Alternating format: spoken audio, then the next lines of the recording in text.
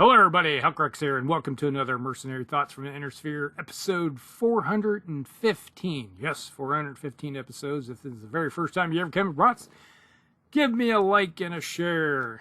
Alright, so today in the Mercenary Thoughts, we're going to be talking about the Wyvern IIC. Yes, Clan Burdock did make a Clan 2C version of the Wyvern. Basically, it's kind of the Star League version of it, with just upgraded weapons and a little bit extra goodies attached to it. So let's just delve into it. All right, the Wyvern 2C. All right, just bring up the thing here. Wyvern 2C was basically developed when Clan Burdock ran into, or Burrock, ran into a Brian Cache and during the Pentagon Wars, or after the Pentagon Wars, and said, hey, guess what? We got all these wyverns here. Let's just make something of them. So they did, and basically took a standard wyvern and just gave it upgraded weapon systems. So it's a 4.64 still, hasn't been upgraded in speed any. So it's still like the old bog standard Star League mech. It has maximum armor.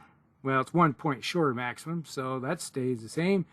Has the Indo Steel Clan version. And then it has 12 double heat sinks instead of 12 single heat sinks. So that's an upgrade.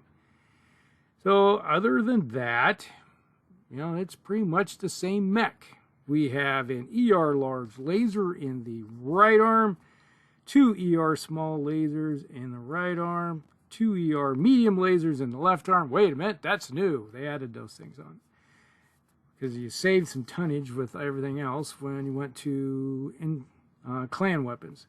We have in the center torso a flamer, and we have 2 machine guns in the left torso with a ton of ammunition, and then we have in the center torso an LRM-10 with 2 tons of ammunition in the left torso, so we got a lot of ammo in the left torso. And then we have an SRM-6 in the right torso with a couple tons of ammunition. Really, it's probably a lot. And then we have the 4 jump jets, 1 in each torso and 1 in each leg. All right. This mech just screams garrison mech to me. You got a lot of anti-infantry style weapons on board, even though you do have some long-range hitting weapon systems with the ER large and the LRM-10. So 21 and 25 for distance. That's pretty good. So you do have some standoff weapon systems. But if you get this thing in close, you do have the SRMs. You got the ER medium lasers, ER small lasers, and machine guns and a flamer. So if any type of infantry get in within 6, they're going to have a bad day. Let's put it that way.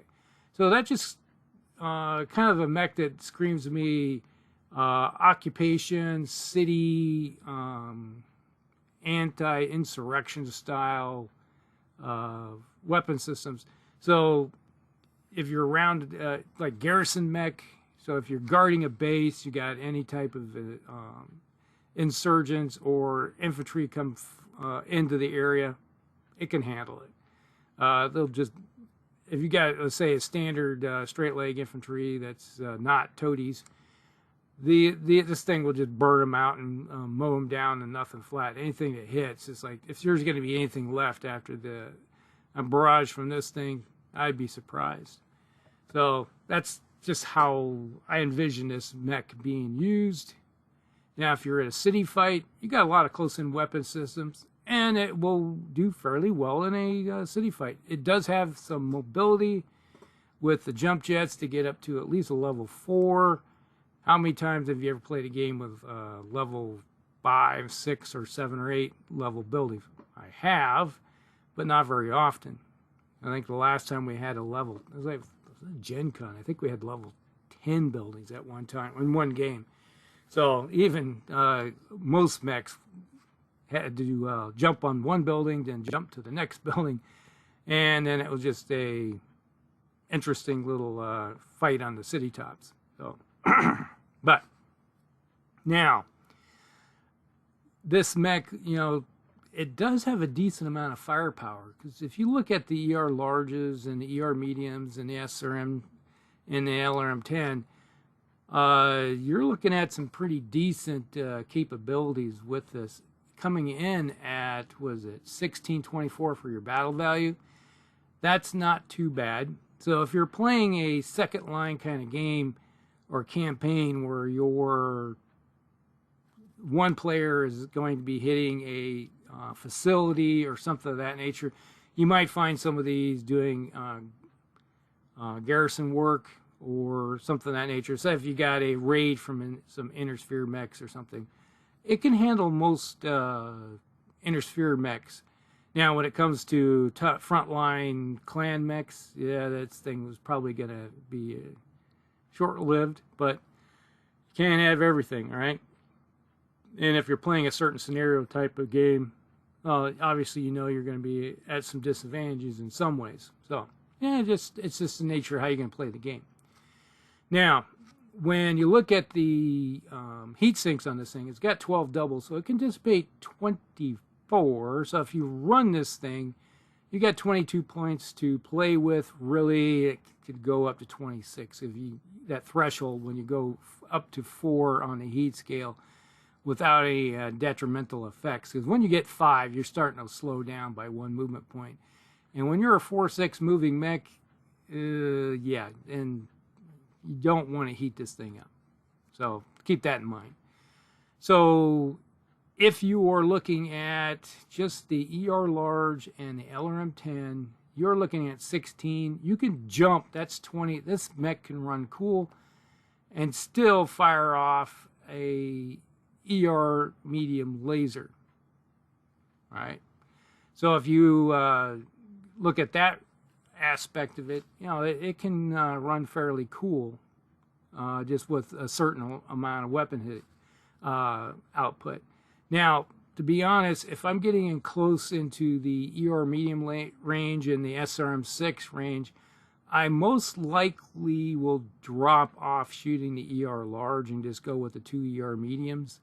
The SRM and the LRM-10 go that route and keep myself running fairly decently in the cool department. So that's kind of like how I envision it. Now, when you get in really close, and obviously you might be popping off those ER smalls and definitely the machine guns. That's just freebie stuff. You got 200 rounds. So you got 100 rounds of firing with those machine guns.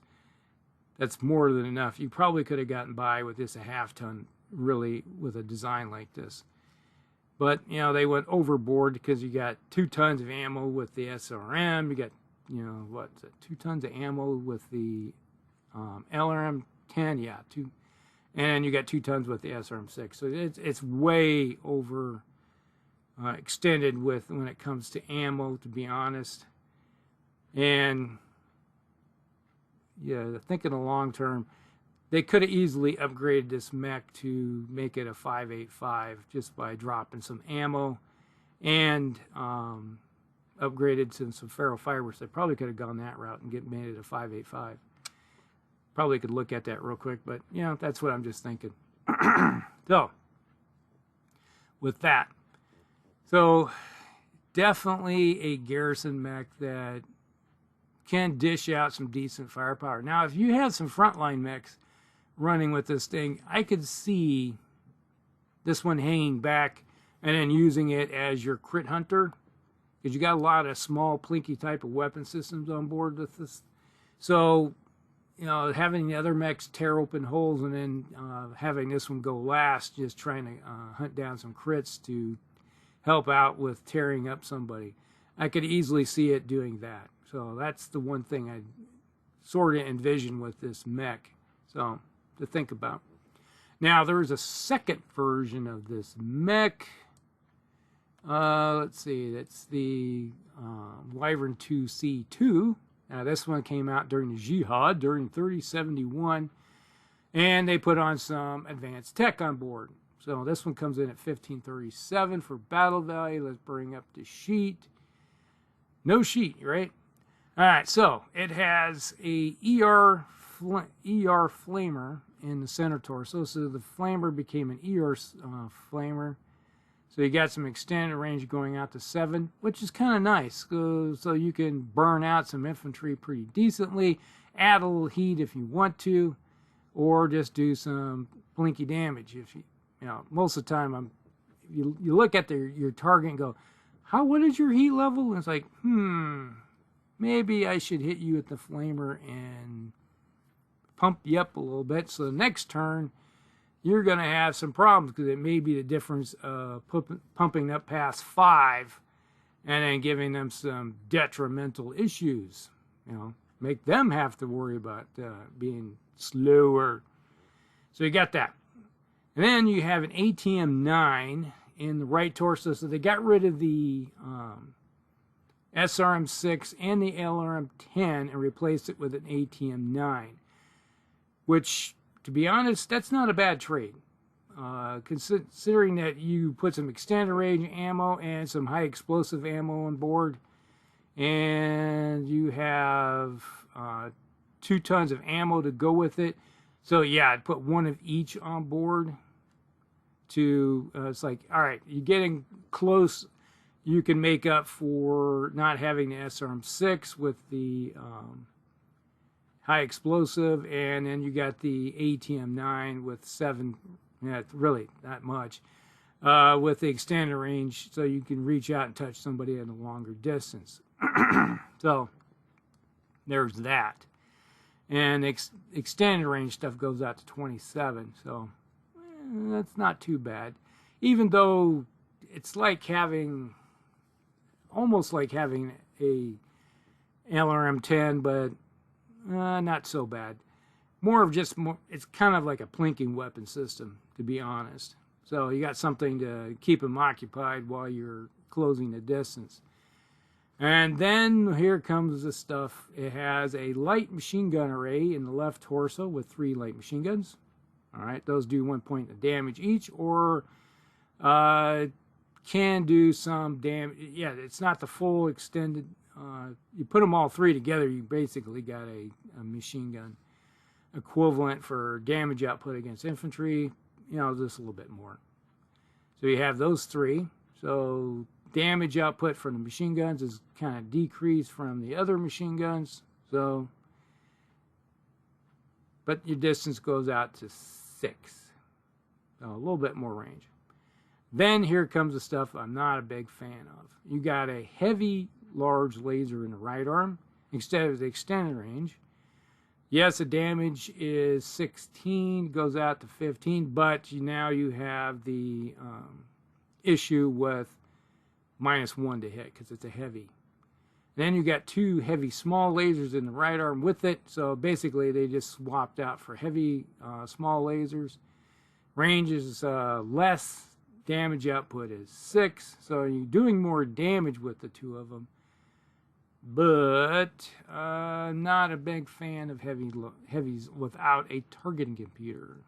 Now, if they had a targeting computer on board, that'd be a different story. Then you got 2 heavy medium lasers in the left arm, do 10 damage. They'll only go out to 9. Personally, I probably have gone with 2 ER medium lasers at least, keeping your range a little extended out there. And then you go with but yeah, man, the heat output of the heavy is 16 or 18. That's bad. You know, it's like you're pumping out a lot of damage, but the heat from just one weapon system, you can overload your let's see, 1822. Yeah, you just with the ER 24. Yeah, it's like 24 with your ATM-9 and your heavy large laser right there, which is your heavy hitting system, is 24 heat. And if you run or jump 4, then you reach that maximum of 4 on the heat threshold pretty quickly. So if you jump, yeah, you're right at the 28, so yeah, you're 4 up in the heat scale pretty quickly. Yeah, it's like, ooh. And then the odds of you hitting with it, because you're looking at a If you needed a 6 to hit before, you now needed a 10. So your odds of hitting are pretty low, not very good. That's why I don't really care much for heavy systems without a targeting computer to offset them. So there's that. Now, between the two of them, personally, I'd rather go with the original 2C versus the number 2 version, but just because of all the heavy weapon systems on board. Now, if you run, you're still looking at a -3, to your, that's, or a +3. That's not good at all. So, like I said, if you need a 6, you now need a 9. And the number of times I've had heavy weapon systems on board without a target computer to offset is like, okay, I needed a 7, now I need 8. And it's like, oh, geez, I just rolled a whole bunch of 7s or 6s or whatever, just like one short of always needing to hit with. And like, well, there's a whole bunch of misses. They got a bunch of heat with no benefits. It's kind of the nature of the beast, but, I'm not a big fan of heavy weapon systems without being offset. Now, just having, let's say, this one with just a heavy large laser, and then everything else was just standard ER systems, I could probably see that, because then you have a heavy hitting, rip holes into somebody with the heavy large, and then back it up with something that goes out to range to offset it. Because, to be honest, you get into really close, you may not be firing that heavy large laser. Because once you get in close, you most likely are going to be going with the, let's see, there's 14, 12, 6, 20, 24. Yeah, you fire the ER, the 2 ER smalls and 2 heavy smalls and the 2 heavy mediums and the ER flamer. Yeah, you're right. Once again, you're at the 24 heat threshold pretty darn quick. And then you throw in the machine guns. And if you thought about throwing in the ATM-9, yeah, you're cooking. You're just like jumped yourself right up on the heat scale pretty quickly. And I can see a lot of players just, I'm going to fire everything I got. I'm going to rip you to pieces and miss with everything. And except for maybe the ER flamer or something of that nature, because it didn't have some additional stuff on it to make it miss. And then you're like scratching your head, well, I'm cooking, I'm a high in the heat threshold, got to roll to see if I shut down. And then, well, sad to say, but they turn around and rip you to pieces, and no benefit on your part. So there's that, something to think about, food for thought. But overall, I think I'd rather run with the standard Wyvern 2C, the very first one. To me, it's more capable, better balanced kind of mech. Yeah, it's a little bit more expensive on the battle value, but I'd rather run that one versus the second one, just because of the heavy systems. All right, so that is it. That's the Wyvern 2C. My opinion. It may differ. Let me know. Put down below your experience with the Wyvern 2C. Not too many people probably ever played with one or seen one on the battlefield. I've seen them at Gen Con before. I've never played with those 2 versions. I have played with the adjusted version. We played them in some of our campaign games where we upgraded to actually a 5.85, changed the weapon systems out a little bit, but it made it a little bit different. And it played halfway decently. So there you go. So that's it. Hope you guys like it. Like and subscribe, share with your friends, and we'll see you in the next one. Outcracks out.